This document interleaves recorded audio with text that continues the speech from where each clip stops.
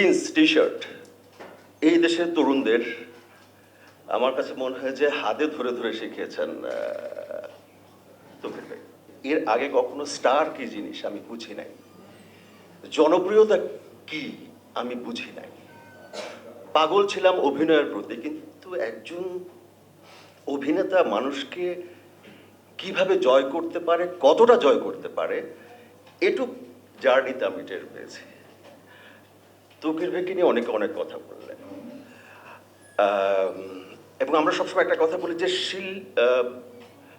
শিল্পী এবং শিল্পীরা নাকি পপুলার হয় না, আবার ভালো কাজ নাকি পপুলার হয় না। শিল্প, শিল্পী এবং পপুলারিটি এই তিনটার মধ্যে, দুটোর মধ্যে একটা সাংঘর্ষিক ব্যাপার নিয়ে সবসময় আলোচনা হয়। আমি এর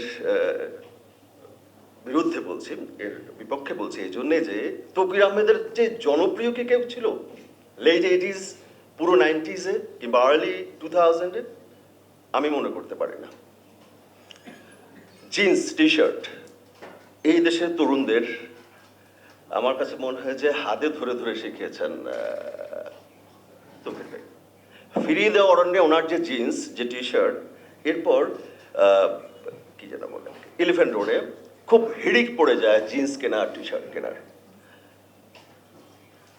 আমি যেহেতু আমার ইচ্ছে ছিল আমি নায়ক হব, আমি পপুলার হব, সে কারণে আমার দৃষ্টি ছিল তৌকির আহমেদের দিকে।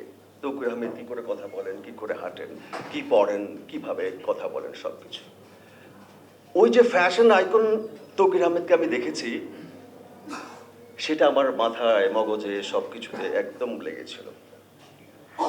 কিন্তু আমার ভেতরে তো পপুলারিটি, আমি পপুলার অ্যাক্টর হব, সে আমি একটু একটু করে আগাচ্ছি। তৌকির ভাই অভিনয় করতে করতে এমন একটা জায়গায় চলে গেলেন ধরা ছোঁয়ার বাইরে।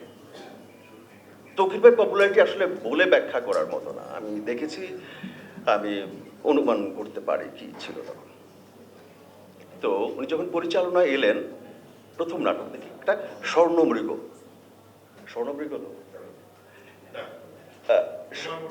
না না, আমি দেখেছি, আমি ধরেন স্বর্ণমৃগ লেখা লেখা প্রথম, যেহেতু বেশি মনোযোগ দিয়ে দেখলাম তৌকির ভাই কি লেখে। তো তৌকির ভাইয়ের প্রতি তো আমার সেই নায়ক, আমার সেই গ্ল্যামারাস নায়ক, মাই গড, হার্ট থ্রব। ফাঁকা একটা কথা বলি, বাংলাদেশে এমন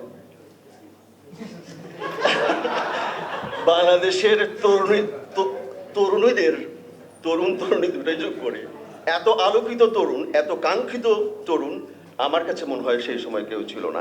যদিও এখন মাত্র দুজন পেলাম আমরা, আজকে সবচেয়ে কম পেলাম, কেন দুঃখ পেলাম।